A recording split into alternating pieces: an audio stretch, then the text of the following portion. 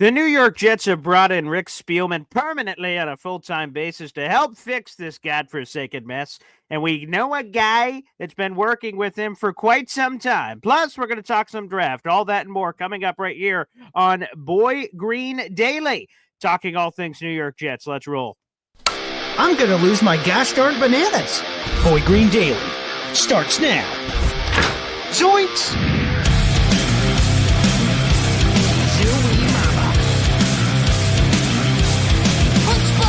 I made it clear that my intention was to play, and my intention was to play for the New York Jets. Yeah,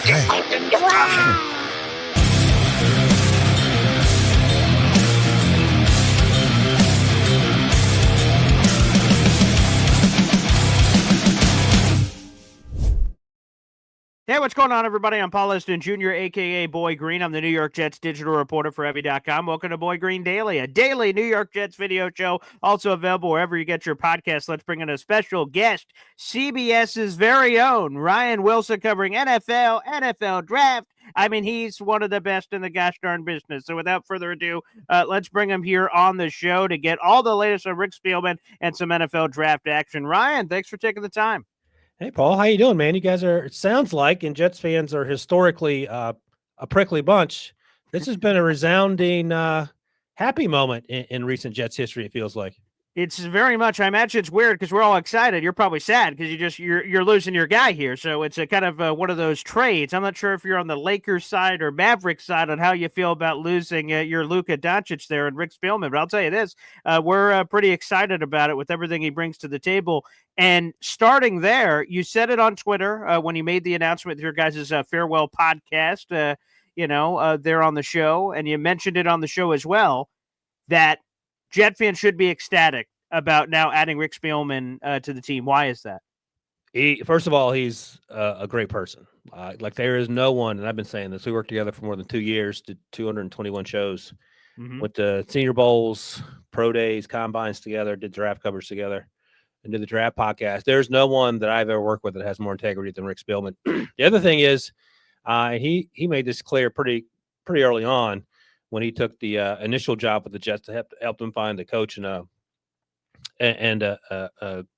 Darren Muji, right? The GM, excuse me. A year ago when he worked with the Commanders, it was sort of a similar thing. He is not afraid to tell people in power they're wrong, and I think in some respects, Woody Johnson respected him for that. And Rick said the point in his journey where he doesn't need a job. So I think that's refreshing if you're accustomed to just the status quo, whether it was in Washington prior to Josh Harris, the owner, coming there, or whether it's Jets fans' frustrations with the Jets over the last however many years. Maybe even, I guess, since it was Rex Ryan a happy time. I imagine it was. Yeah, of course it was. Sure. Yeah. So, but Rick is going to be, and he said this on the podcast yesterday, on Thursday, his final podcast with us. He said, I'm just a sounding board for Darren Muji and Aaron Glenn.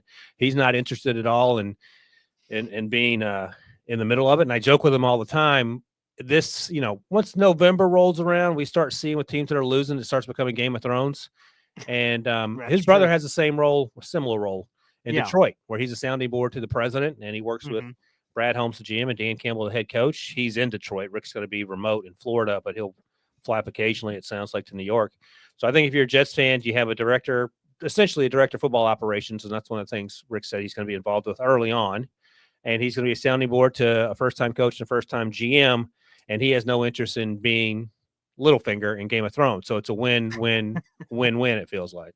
It certainly does. Let me ask you, is it sort of surprising? Like, again, the initial job was, all right, we're going to help the Jets find a head coach. We're going to help them find a general manager.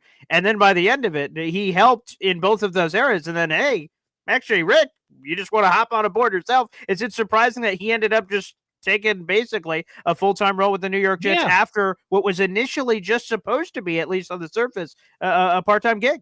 Yeah, a little bit, because we actually, sort of a weird, odd couple we were, but we got along great. And I know he thoroughly enjoyed doing the podcast and all the stuff that we would do. And he was basically retired after the Vikings fired him back in 2022. And retired down in Florida, and his wife was not interested in relocating and sort of doing the NFL life anymore after he was in the league for over 30 years. So it was sort of surprising, but he said this on the podcast Thursday, and he mentioned to me prior to that, he had a different perspective of who Woody Johnson was after spending 2 months with him. I think initially he was like, okay, this is the Woody that we read the papers about or hear about on television or Twitter or wherever. But he had a different feeling about who Woody was, and he thinks he'll be someone that he can work with. And he said, look, if you can change the Jets, you can do just about anything, because it's one thing to it's one thing to be the GM of the Steelers. Anybody can do that. I mean, no disrespect to Omar Khan, but there have been some stumbling blocks in New York recently, and I think Rick likes the challenge, and he's as competitive as ever. And his brother did the same thing with Detroit, right? They found a way to get the ownership pointed in the right direction, hire the right people, and everyone treated it as a team effort and not as you don't want it to be Trent Baalke in Jacksonville, because that's going to turn out like Trent Baalke in Jacksonville did. So I think Rick is very intrigued by the opportunity to turn this thing around. And I know he's a big Aaron Glenn fan. I know he's a big Darren Muji fan. So I think the Jets hit some home runs here the last few weeks or so, it feels like.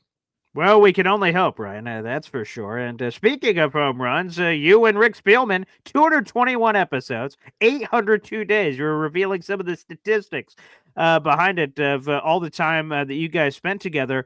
And I knew Rick only from the vantage point of, I think, a lot of fans, as his role with as the general manager of the Vikings, seeing him in some of those draft videos of laughing at the Eagles after they took Justin Jefferson. By the way, they took Jalen Reagor. He doesn't like to talk about that, because I would bring it up and he would get angry. He was laughing about something else, according to him. He was laughing because they got Justin Jefferson. So someone got the edit, and now he gets forever connected. He doesn't like to talk about it, but we know why he was laughing. We do know why he was laughing, but again, so we just see mostly, at least from my perspective, this buttoned up, very serious guy in his Vikings role outside of that clip. That's all I knew him as. And then I see him at this end of what is ultimately your guys' farewell podcast.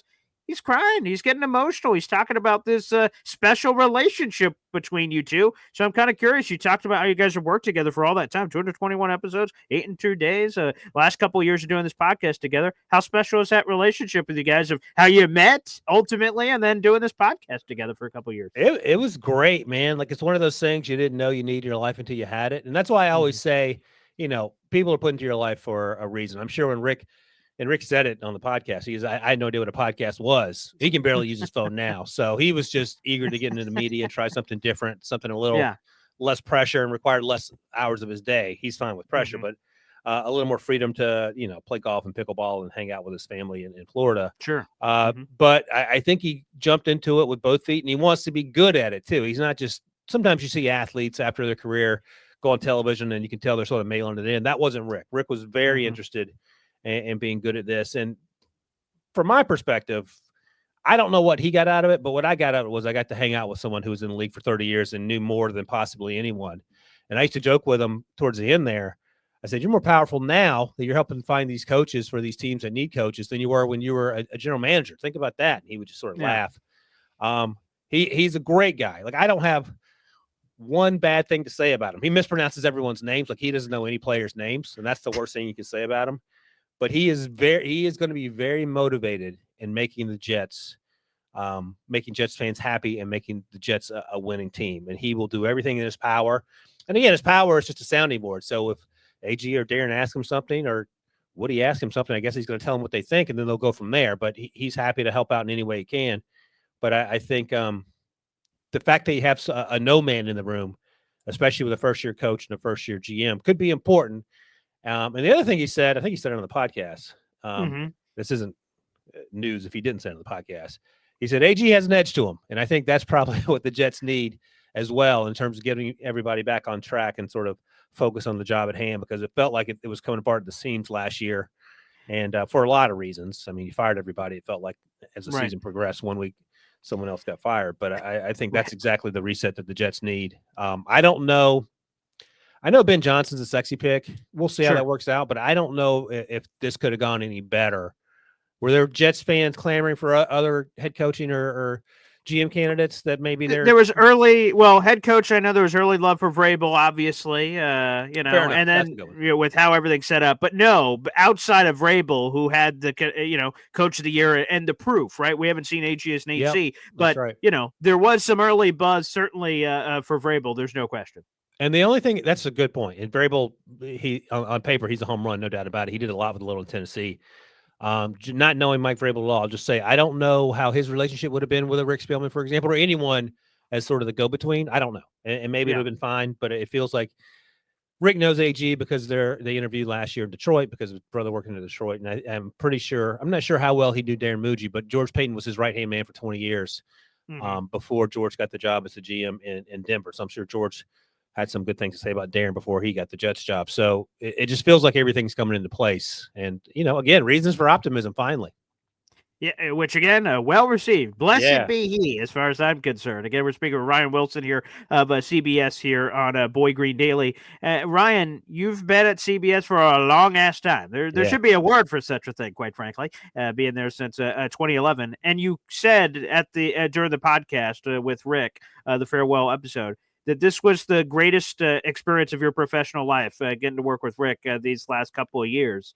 Just diving into a little bit more of that relationship. You've been at CBS for a long time. That's really saying something. Yeah, and when I got there, I got there in 2011, so social media wasn't really a thing, and I was basically just aggregating NFL news, a blogger. That's what we did when we started there. I started covering the draft in 2018, so this is my 7th draft or whatever that number works out to be. And for an opportunity to work with someone like Rick, who has all that experience. And look, when we would travel, when we go to the Senior Bowl, when we go to the combines and pro days, he took me everywhere he went. He wasn't a guy like, I'll see you later. He would always introduce me to people. That's cool. And treat me as an equal. And I am incredibly grateful for that. And I think the people that he introduced me to said, oh, well, Rick clearly thinks this guy isn't a slappy. So maybe we can at least, have a conversation with him. And I've met friends that way. And that's awesome. It's been a wild ride. The funny thing is, Paul, that I think, and while I hate losing Rick, I'm absolutely ecstatic for this opportunity for him and for Jets fans. I think my wife was more upset than I was. She goes, she literally said, what are you going to do? Like, someone died. I said, I can still talk to him. She goes, well, he was such a good influence on you. Like I was a derelict high school kid before I ran into Rick to set me on the straight and narrow. But, man, it was great. We had a lot of fun, and it was a weird sort of, like I said, odd couple. You would never imagine that we would get along as well as we did. But, we traveled everywhere together on these things. And, I would drive and he would tell me how to drive. And it was sort of, drive Miss Daisy in some sense. But I'd ask him anything. He'd tell you anything. You hear all sorts of crazy stories about the things he's seen and done. And, you couldn't ask for a better education as someone who's trying to understand how things work in the league. And at the end of the day, this isn't even about scouting players because, Rick made this point early on. He said, after 3 years, everyone should be able to scout someone. If not, you're in the wrong business. And I think that's about right. It took me about 3 or 4 years to sort of understand what I was looking at. But after that, everything's just relationships, right? Whether you're trying to talk to scouts or agents or whomever or players or whether you're your colleagues. And that was a pretty valuable lesson that Rick taught me because Rick, for as curmudgeonly as he can be, it's mostly an act. He's very good at talking to people. And I think that's part of the reason that Woody probably liked him so much because while he didn't agree with everything Woody said, he's also a good dude, and you can see that. And those are the people you want to surround yourself with.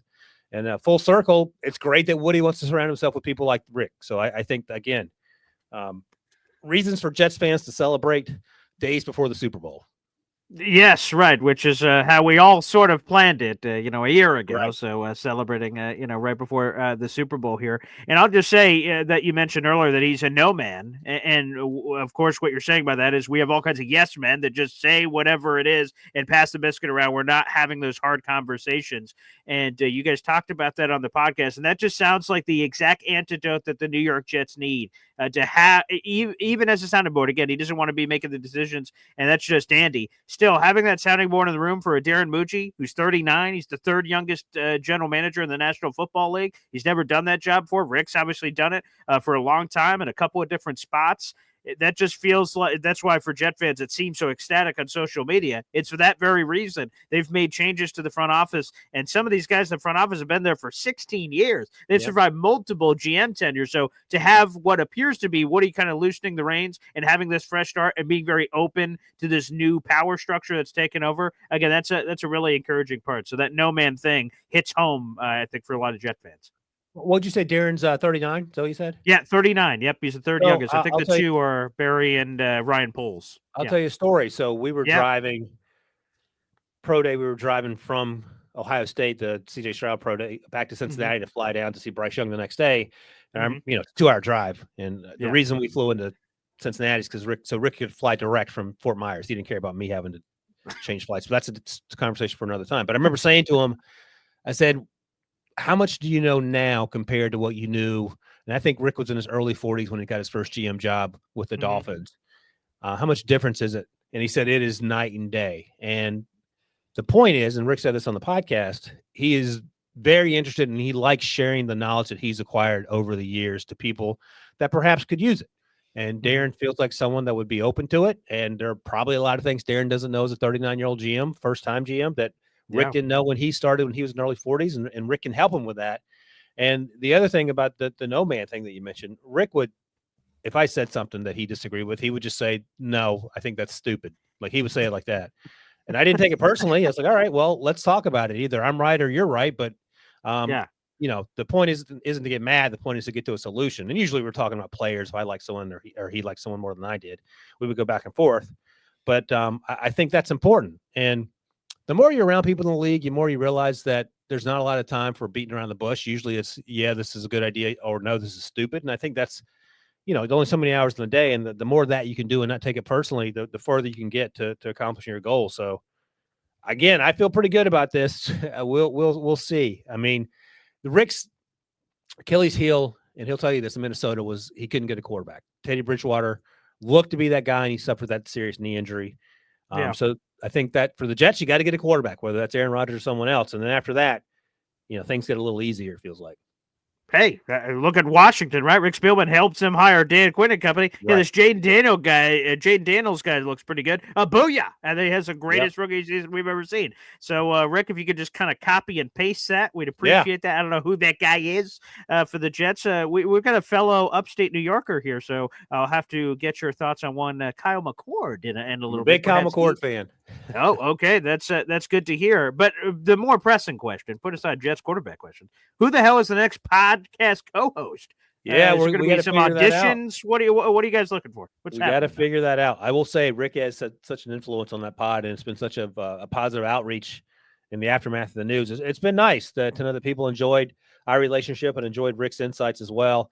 Had several people reach out about being interested in it, which is also weird. Oh, wow. I didn't think so. We'll figure it out. We have some names that we're thinking about, and ultimately it won't be my decision because I'm not a bigwig, but hopefully I'll have some say in it. We'll see. It won't be a Rick Spielman, unfortunately. Okay. But hopefully we can find someone. Rick did say if the Jets win the Super Bowl next year, he'll be back because this job will be done. Oh, wow. Okay. There you go. 2 birds, 1 stone, and maybe 12 months from now, Rick will be back in the fold. Okay, so just make sure it's a short. I know you say you're not a bigwig, but make sure just a short-term deal for whoever the co-host is, kind of let them know they're just keeping the seat warm. Right. That's the fine print at the bottom of the contract. Always got to double check that. That's an important piece of the puzzle. Again, we have Ryan Wilson here from CBS here on the show. And not only talk about Rick Spielman, but you cover the NFL and the NFL draft for CBS, baby. And the Jets are, we're always talking about the draft as a Jet fan. So let's talk about that Kyle McCord. Again, I'm a Syracuse guy. I've been here in town for like the last 17 years here in Syracuse. So it's been great being around here for a long time. Moved here around 2008.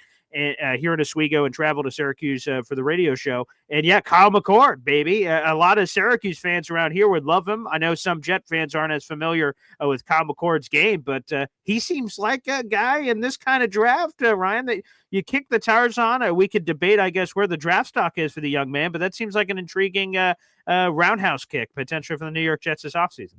Yeah, the question is where he's going to get drafted. Probably best case day 2. I don't know if he goes into the second round. 3rd, 4th feels about right for Kyle, but I'll say this. He transferred from Ohio State and was a completely different player in Syracuse. And I don't know if that was big fish in small pond syndrome or just another year of maturation. Because, we talked to Joe Burrow when he was coming out of LSU, and he said, I could do all the things I wanted to do at LSU that last year.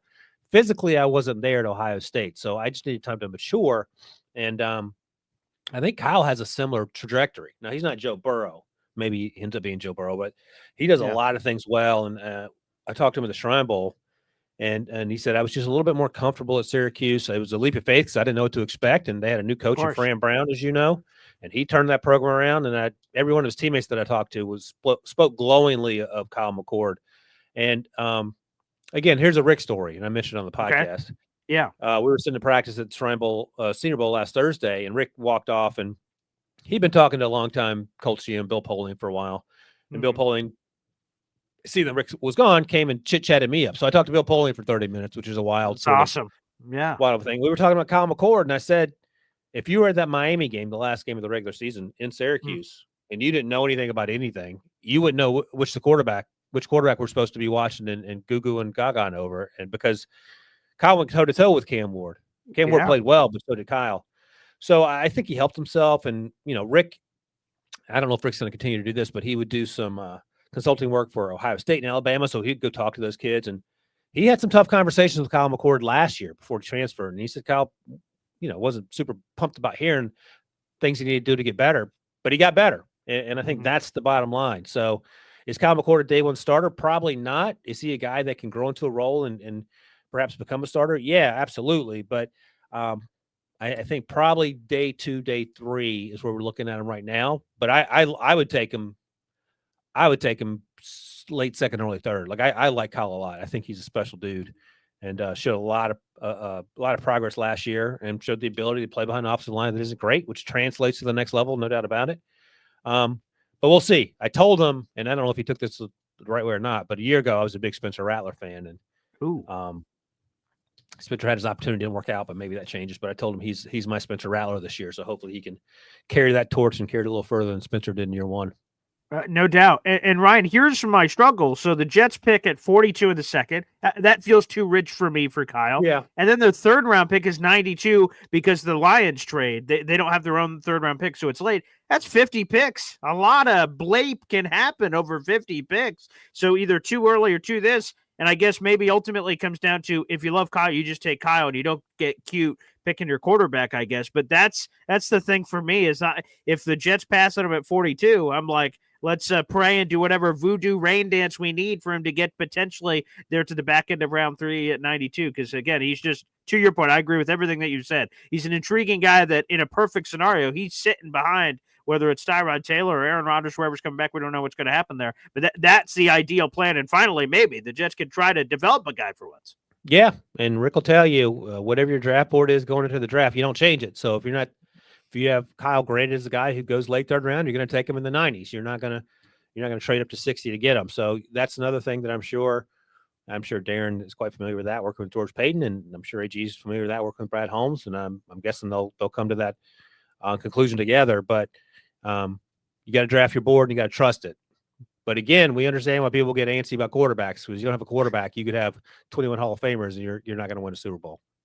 Ryan, how did the live events change for you? So you cover the NFL, you cover the NFL draft, and you've already put out a mock draft. We'll talk about that. There's some interesting things in there. But how do you, wherever your rankings are from everything that you do normally remotely, if you're there in Central New York, versus you go to the Shrine Bowl, you go to the Senior Bowl, you get to talk to somebody. How does that affect your rankings? Is it dramatic if you see something, whether it's practice or a conversation or something for solidifying or potentially changing things in any of your rankings or thoughts? It's not dramatic unless there's some serious off-field issues you didn't know about. But I love talking to these players, and I love seeing them in person to see what they look like. Cam Ward was thicker than I thought when I saw him at the Syracuse game. Kyle was taller than I thought he was going to be when I met him in person. He's 6'2.5", and that's good.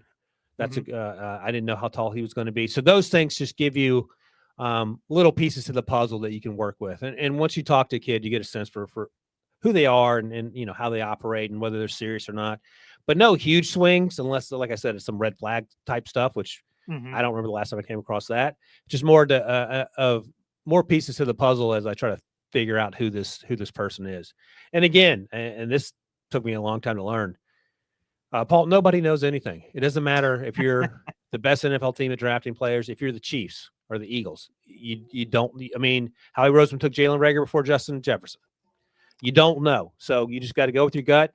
And the other thing is you got to stick with what you think, because a lot of times, social media especially, there's this group think about players. And if you're not part of that group, then you're wrong. And then fans get angry at you when you're not part of that group, and fans haven't watched anything on Twitter and they're yelling and screaming about stuff. So what I found is that I just trust my eyes, and and we'll go from there. I could be wrong. I could be right, but it doesn't make sense. I mean, you can hire anyone to follow whatever the latest Twitter trend is. So I've had to sort of wean myself off of that because it doesn't make you better at your job. So I do love going to see these guys in person, though. I think that's the best part of the job, just an opportunity to meet them or watch them throw, run, jump, block in person. So that's like Christmas is like every day now from now until the actual draft. Yeah, this is our time of the year as Jet fans. And in your latest mock draft, Tet McMillan, the big freaky wide receiver from Arizona, you have going to the Jets, and I love this line you have in your mock draft. Think Drake London, but a better athlete. And a lot of Jet fans, if we go back to that draft, were drooling over Drake London instead of Garrett Wilson. Oh. There's a lot of debate coming up in there. And then when Drake went first, we're like, whoa, okay, I guess it's Garrett Wilson time. And that ultimately is what happens here. So Tet McMillan to the Jets, that's fascinating. And I love that, again, note, Drake London, but a better athlete. Man, Tet McMillan, Jets, I like it. Give us a thought process, Ryan. Yeah, and I stole that line from a scout I was talking to over the summer about Tet because I loved him when I watched him over the summer. Like, this guy is freaky. And, you tell me, I don't think offensive line is necessarily need. I know they had some old timers. Right tackle, I guess, if you don't bring back Morgan. But again, right. from what Connor Rogers was saying down there at Super Bowl Radio Row, he thinks any tackle that would be there at 7 would be a reach. So it seems like there's varying opinions on the O-line. Yeah, we'll see. I mean, Will Campbell and then Kelvin Banks Jr. are going to have a chance to be top 15-ish picks. But both play left tackle, so that's a consideration. Tet McMillan's a come in, start right away guy. Now you got to figure out the quarterback things. I keep saying. I think the other skill positions are okay, and then defensively, maybe they can get back to where they were a few years ago. Maybe you tell me. Jermaine Johnson's coming back. Do they need any help in the defensive line, interior defensive line? Yeah, I mean, to your point, Jermaine Johnson's coming off the torn Achilles, so it's all what the Jets believe we're getting from Jermaine Johnson there. The interior defensive line, and that's where I'll get with you with another guy that you have very high in your mock draft. Quinnen Williams is great, but the rest of that interior has been disgusting. I mean, Likey, Fotu, Javon, Kidla, and Michael Clemens. It was a disaster with anyone not named Quinnen on the interior of that defensive line. So, yeah, that was a big issue for the green and white this past season. Okay. Yeah, in that case, the great thing about this draft class, whether it's in the 40s or in the 90s, you can get a defensive lineman that can help you right away. This class, people are whinging about the quarterbacks not being very good, and fair enough. It's not like last year's group. But on the defensive side of the ball, there are some dudes that go on for days. So if you want a defensive lineman, whether it's in the first, second, or third round, you're going to have your pick of the litter. So that should be an exciting proposition for Jets fans, if that's where your focus is. Ryan, I love that you have conviction. You've talked about this on the podcast. You talked about it even a little bit here versus Twitter trends and things of that nature. If you feel something, you're just going to do it because you're Ryan Gastard Wilton, for God's sake. And in the mock, I almost spit out my drink. I was like, Mason Graham, number 2 overall. That's a guy Jet fans love. We were talking about it earlier, potentially pairing up with Quinnen Williams. And I saw the comp in there, a little Quinnen Williams action. Yeah. I remember that guy. So Mason Graham, let me start off here. Is there any chance in this God green earth that he is available at 7 for the Jets, or is that simply a pipe dream? No, absolutely. And, that actually did that mock hours before Myles Garrett decided he wasn't going to be a member of the Cleveland Browns. So Abdul Carter could be a choice there at number 2, which would make some sense. The edge rusher out of Penn State. Mason Graham's special. We'll see how long his arms are because we have to have that conversation. I would just invite you to watch Mason Graham play, and you will not care how long his arms are because he is explosive on the interior. But if you had Mason Graham next to Quinnen Williams, next to all those edge rushers, that is a recipe for excitement with Aaron Glenn dialing up the plays. Although, is AG calling plays? They maybe said he wasn't. He will not be. He is passing that stick. Steve Wilkes will be calling. Okay, that's plays. right. Steve Wilkes. That's right. Yeah. So, and we know Steve Wilkes likes to play aggressively as well. But whoever is dialing up the plays, that is intriguing. But I'll throw some other names out at you. Yeah, please. Walter Nolan out of Ole Miss. He's sub 300, maybe right around 300. He might be quicker than Mason Graham. Deion Walker had a substandard year at Kentucky. He is probably 2 Quinnen Williams. That's how big he is, but he moves like a Quinnen Williams, which is even freakier. I think he's probably a little banged up, and I think that explains why his 2024 wasn't as good as his 2023. He could be there in the second round. CJ West out of Indiana was at the Shrine Bowl. He is, to quote Rick, a rolling ball of butcher knives. I love that. Yeah, Derek Harmon out of Oregon. I mean, there's so many guys. TJ Sanders out of South Carolina. Here's another name, a Jet fan. It throws this out like every week. He's shout out to Ricky New York out there in the audience. It's Tyleek Williams, the Ohio State kid. Rick loves Where are you at Tyleek. on him? Yeah, Rick loves Yeah. Tyleek. He knows him well Okay. from his time together at Ohio State. He could be a bottom round 1, round 2 guy. Okay. You could draw any name out of a hat out of about 20 guys and be extremely excited with what you get. So even if Mason Graham is gone, that's nothing to worry about. If Ted McMillan's gone, okay, you could be a little concerned if who's going to be the next sort of big, freaky playmaker wide receiver. He's probably not in this class, but there are a lot of freakish athletes on the interior for defensive linemen if that's what you're looking for.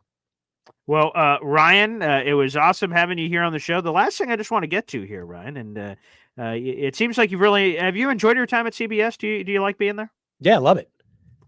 Here's my only problem, Ryan, and I love you. You're a great guy. It seems like Rick Spielman loves you, but I noticed you joined CBS in June of 2011. Is that correct? Yeah, that's right. That's coincided with the entire Jets playoff drought. So I don't know if there's a connection, but maybe you would just want to join another job to see maybe if it mixes it up. I'm not sure, or you just trust Rick is going to fix everything. So I just noticed that, and like the Jets haven't been to the playoffs since the year 2011. It was a couple months before that, and then as soon as you got to CBS, we've been kind of stuck in this funk.